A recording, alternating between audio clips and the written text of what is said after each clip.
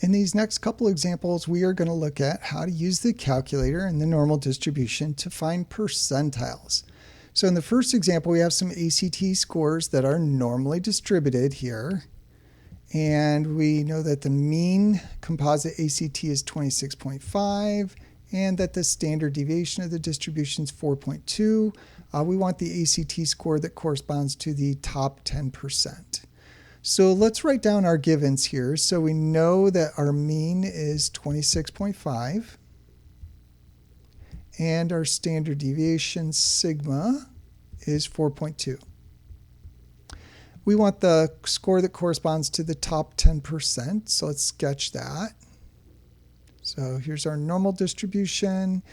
In the middle is our mean, which is the 26.5.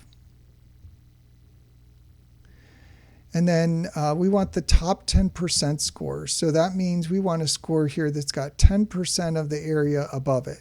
So this area is 0.10.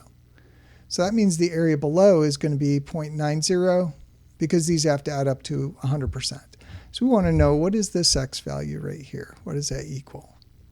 So we'll use the inverse norm function to do that. You put in p, which is the left area, and then mean and standard deviation. And that'll give you the x value where the area to the left of x is p. So our p in this case is going to be 90. So our syntax here, our x value is going to be inverse norm. Our left area, 0.9. Our mean, 26.5, and standard deviation, 4.2. Let's key that into the calculator.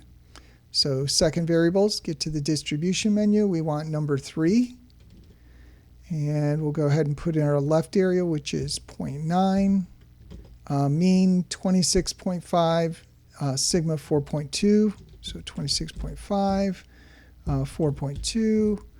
Make sure that if you have the menu, left is checked. So that's left area, center area, right area. We're using left.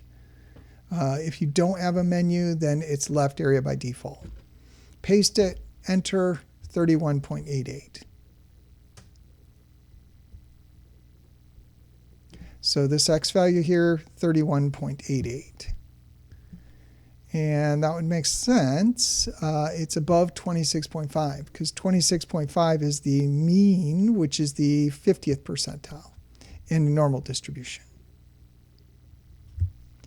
Second example, another example, we want the 40th percentile here for birth weights if the mean is 9.5 and the standard deviation is 1.7.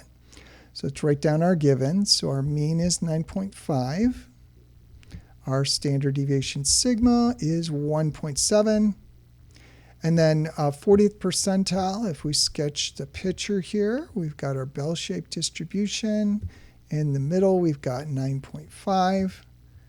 That's the 50th percentile, so 50% below that. So 40th percentile would be somewhere to the left, so maybe right here.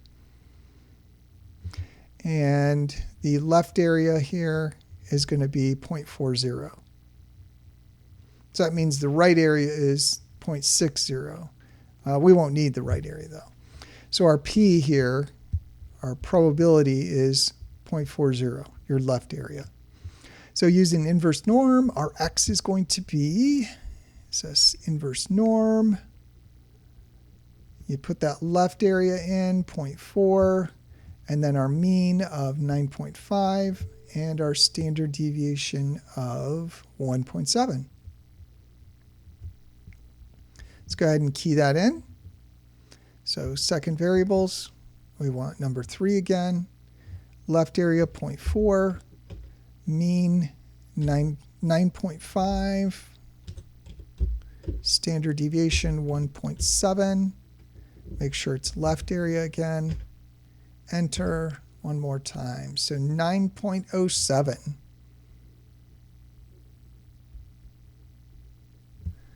So that 40th percentile is 9.07, and that makes sense. It's below 9.5. So if it was above 9.5, we knew something went wrong. And again, here we have to assume that things are normally distributed in order to use inverse norm.